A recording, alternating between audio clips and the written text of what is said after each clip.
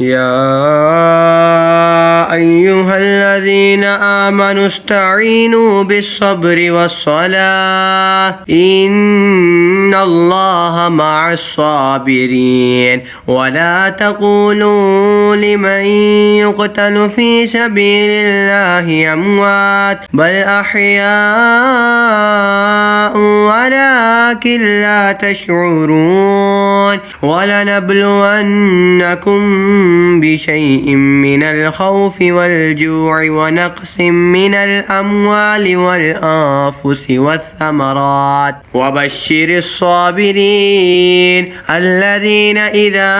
أصابتهم مصيبة قالوا إنا لله وإنا إليه راجعون أولئك عليهم صلوات من ربهم ورحمة وأولئك هم المهتدون إن الصفا والمروة من شعائر الله فمن حج البيت أو اعتمر فلا جناح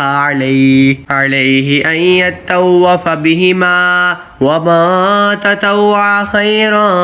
فإن الله شاكر عليم إن الذين يكتمون ما أنزلنا من البينات والهدى من بعد ما بيناه للناس في الكتاب أولئك يلعنهم الله ويلعنهم اللاعنون إلا الذين تابوا وأصلحوا وبينوا فأولئك أتوب عليهم وأنا التواب الرحيم إن الذين كفروا وماتوا وهم كفار أولئك عليهم لعنة الله والملائكة والناس أجمعين خالدين فيها لا يخفف عنهم العذاب ولا هم ينذرون وإلهكم إله واحد لا إله إلا هو الرحمن الرحیم۔ اے ایمان والو، صبر اور نماز سے مدد چاہو، بے شک اللہ صابروں کے ساتھ ہے، اور جو خدا کی راہ میں مارے جائیں انہیں مردہ نہ کہو بلکہ وہ زندہ ہیں، ہاں تمہیں خبر نہیں۔ اور ضرور ہم تمہیں آزمائیں گے کچھ ڈر اور بھوک سے اور کچھ مالوں اور جانوں اور پھلوں کی کمی سے، اور خوشخبری سنا ان صبر والوں کو کہ جب ان پر کوئی مصیبت پڑے تو کہیں ہم اللہ کے مال ہیں اور ہم کو اسی کی طرف پھرنا۔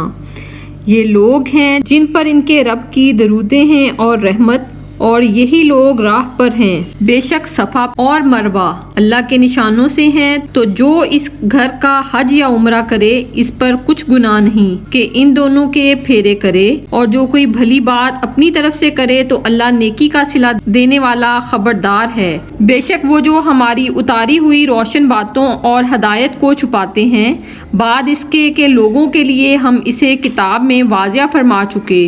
ان پر اللہ کی لعنت ہے اور لعنت کرنے والوں کی لعنت، مگر وہ جو توبہ کریں اور سنواریں اور ظاہر کریں تو میں ان کی توبہ قبول فرماؤں گا، اور میں ہی ہوں بڑا توبہ قبول فرمانے والا مہربان۔ بے شک وہ جنہوں نے کفر کیا اور کافر ہی مرے ان پر لعنت ہے، اللہ اور فرشتوں اور آدمیوں سب کی، ہمیشہ رہیں گے اس میں، نہ ان پر سے عذاب ہلکا ہو اور نہ انہیں مہلت دی جائے، اور تمہارا معبود ایک معبود ہے، اس کے سوا کوئی معبود نہیں، مگر وہی بڑی رحمت والا مہربان۔